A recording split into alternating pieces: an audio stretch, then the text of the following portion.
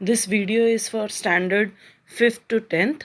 ये हिंदी ग्रामर का वीडियो है, यानी हिंदी व्याकरण का, और ये किसी भी क्लास के स्टूडेंट्स उसको देख सकते हैं, समझ सकते हैं। सबसे पहला जो किसी भी व्याकरण में जो सबसे पहला मुद्दा होता है वो होता है शब्द ज्ञान या शब्द भेद जिसे हम कहते हैं। तो उसके लिए हम लोगों को, आपको पता है कि संज्ञा, सर्वनाम, इस तरह की चीज़ें होती हैं। सबसे पहले मैं इसमें से संज्ञा के बारे में आप लोगों को बता रही हूँ, ठीक है। तो संज्ञा, ये जो शब्द है, इसकी परिभाषा क्या है? जो शब्द व्यक्ति, पशु, जाति, स्थान, गुण, भाव आदि का नाम दर्शाता है उसे संज्ञा कहते हैं। आप बचपन में गेम खेलते हैं, नेम, प्लेस, एनिमल, थिंग, यानी भी किसी की तरह के इंसान का, किसी भी जानवर का, किसी भी जाति, किसी भी वस्तु, किसी भी स्थान आदि का जब हम नाम लेते हैं तो उस नाम को हम संज्ञा कहते हैं। तो ये हुई उसकी परिभाषा। अगले में आप देखेंगे कि संज्ञा के भेद यानी उसके प्रकार क्या क्या हैं, ठीक है। तो सबसे पहले संज्ञा के 5 प्रकार हैं। सबसे पहला जो है वो व्यक्तिवाचक संज्ञा है, जिसे इंग्लिश में हम प्रॉपर नाउन कहते हैं। दूसरा है जातिवाचक संज्ञा यानी कॉमन नाउन। तीसरा जो है वो है भाववाचक संज्ञा, जिसे हम एब्स्ट्रैक्ट नाउन कहते हैं। चौथा है द्रव्यवाचक संज्ञा, जिसे हम मटीरियल नाउन कहते हैं। और लास्ट जो उसका यानी अंतिम जो प्रकार है वो है समूहवाचक संज्ञा यानी कलेक्टिव नाउन, ठीक है। तो इस तरह से उसके 5 भेद होते हैं। हम एक एक करके सभी भेदों के बारे में पढ़ेंगे। अब हम आ रहे हैं सबसे पहले भेद के लिए, वो है व्यक्तिवाचक संज्ञा, यानी जिसे हम पर्सनल मतलब जिसे हम प्रॉपर नाउन कहते हैं। इसमें क्या होता है, किसी व्यक्ति विशेष, किसी प्राणी, किसी वस्तु या स्थान का बोध होता है। यानी अगर हम बात किसी इंसान के बारे में कर रहे हैं, जब तक हम उस इंसान का पर्टिकुलर नाम नहीं लेते वो व्यक्तिवाचक संज्ञा नहीं है। जैसे यहाँ पर आपको उदाहरण दिए गए हैं। सबसे पहले है रामू यह गठरी देखो। इसमें रामू, रामू को अंडरलाइन किया गया है। रामू का अर्थ होता है, यहाँ पे रामू जो है एक व्यक्ति विशेष का नाम है, ठीक है।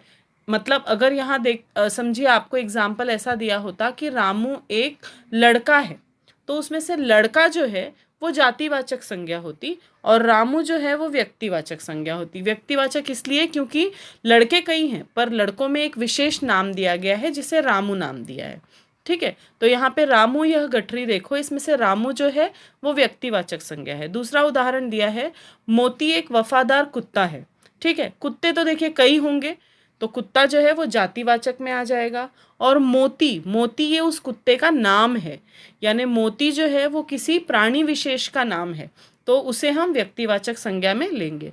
कई उदाहरण इसमें दिए जा सकते हैं। जैसे अगर स्थान का नाम कहें तो महाराष्ट्र एक राज्य है, इसमें से राज्य जो होगा वो जातिवाचक संज्ञा में आ जाएगा, परंतु जो महाराष्ट्र एक किसी खास राज्य के बारे में हम बता रहे हैं तो वह व्यक्तिवाचक संज्ञा में आएगा।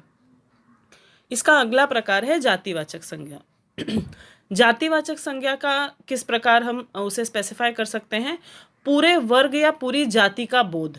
यानी जब, जैसे अभी मैंने आपसे कहा कि मैंने एक शब्द इस्तेमाल किया था वहाँ पे पीछे, जैसे महाराष्ट्र एक राज्य है, तो राज्य, राज्य ये शब्द जो है ये पूरे राज्य वर्ग उसमें आ जाता है।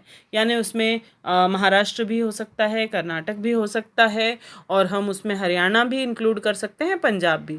यानी राज्य जो है वो जातिवाचक संज्ञा में आएगा। उसी प्रकार यहाँ उदाहरण दिया गया है, नौकर बाहर गया।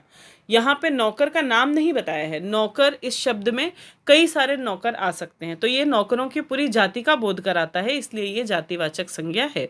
मोती एक वफादार कुत्ता है, यही उदाहरण मैंने आपको आगे दिया था जिसमें हमने किसे रेखांकित किया था? मोती को। मोती जो है वो व्यक्तिवाचक संज्ञा है, लेकिन कुत्ता, कुत्ता यह शब्द, कई कुत्ते हो सकते हैं, तो वो कुत्ता जो शब्द है वो है जातिवाचक संज्ञा।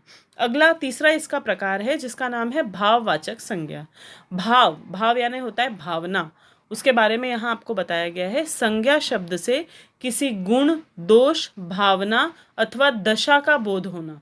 यानी मनुष्य जो होता है ना, उसके अंदर की कोई कोई खास गुण हो, कोई उसके अंदर का दोष हो, किसी प्रकार की उसकी भावना हो। जैसे हम बात कर सकते हैं हंसी या खुशियाँ, इस प्रकार का जो शब्द हम यूज़ कर सकते हैं ये भावना हो गया।